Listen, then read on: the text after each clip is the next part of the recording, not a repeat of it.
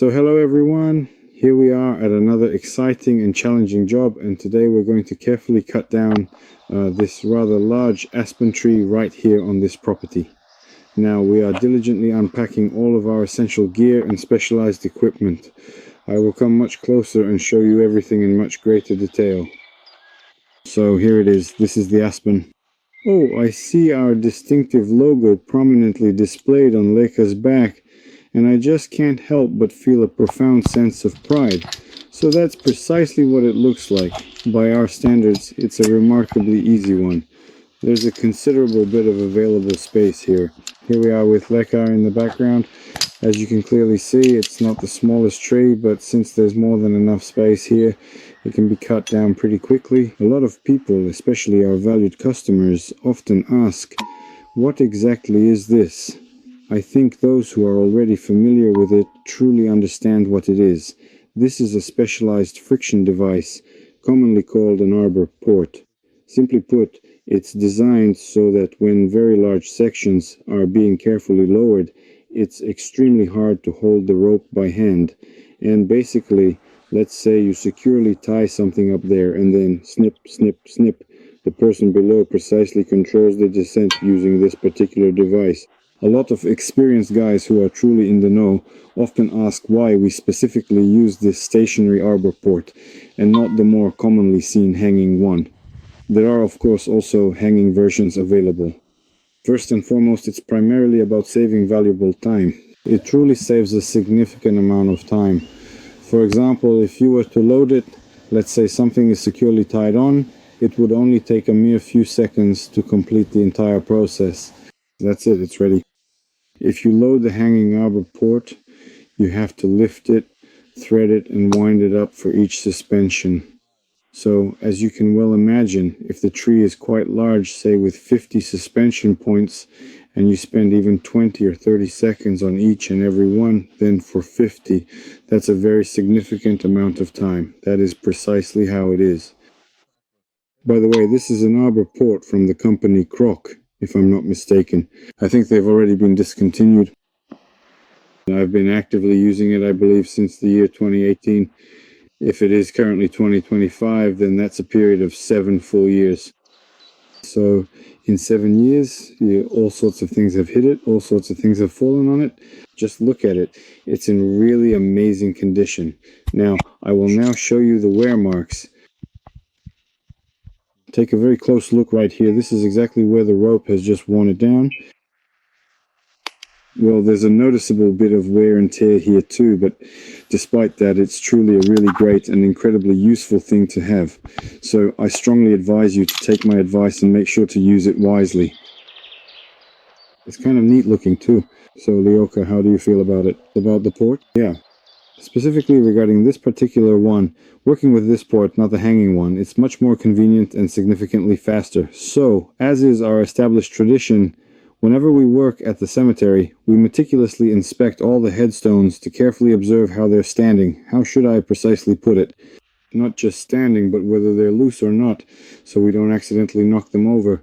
And basically, you could just accidentally bump it with your shoulder, and if it falls this particular way, there's about a 90% chance it will absolutely break into two distinct pieces.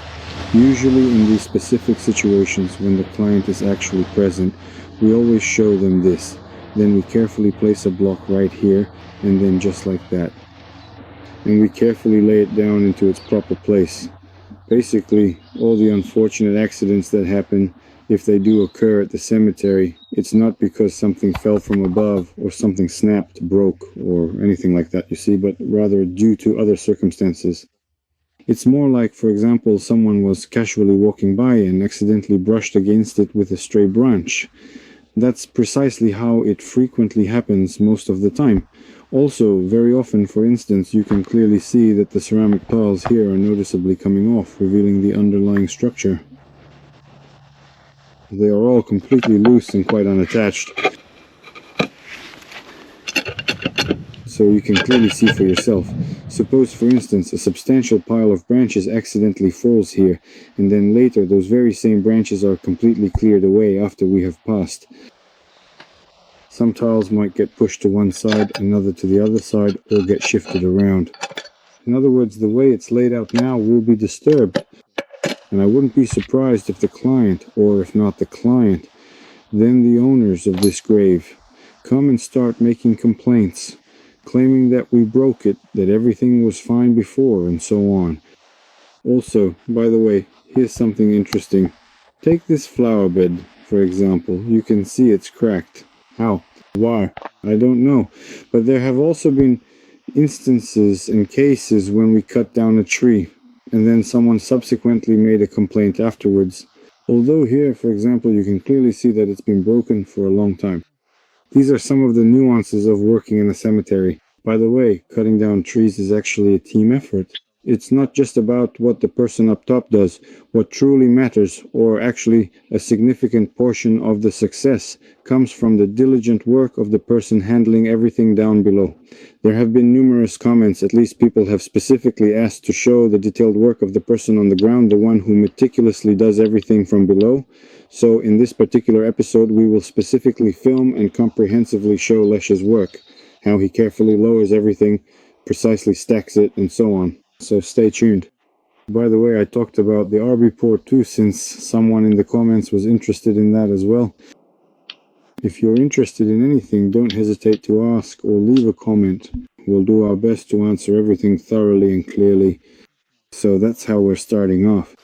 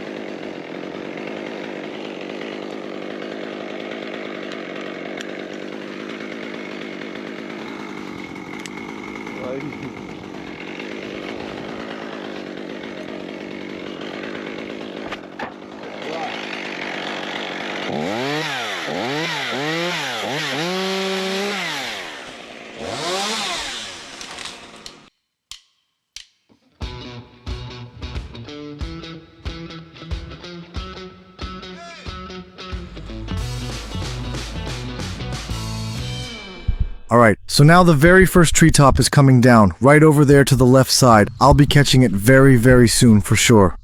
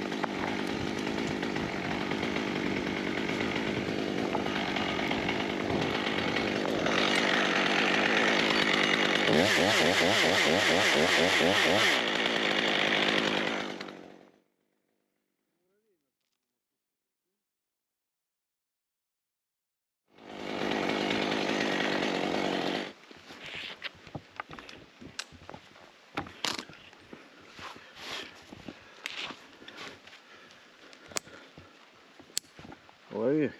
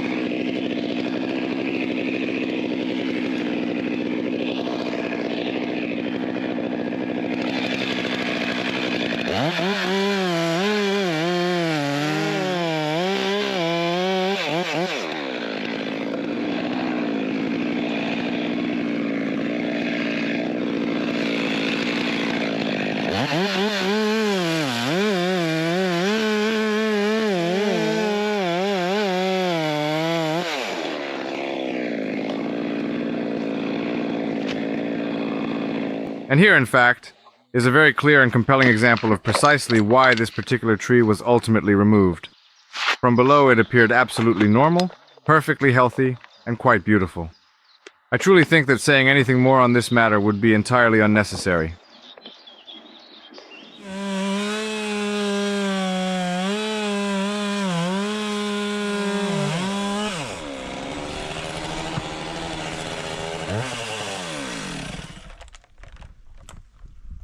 By the way, the saw has become a little bit dulled and now it's cutting in a somewhat wavy line. That certainly raises the blood pressure just a little bit. Well, of course, we'll finish cutting this particular piece, and then we'll sharpen the saw.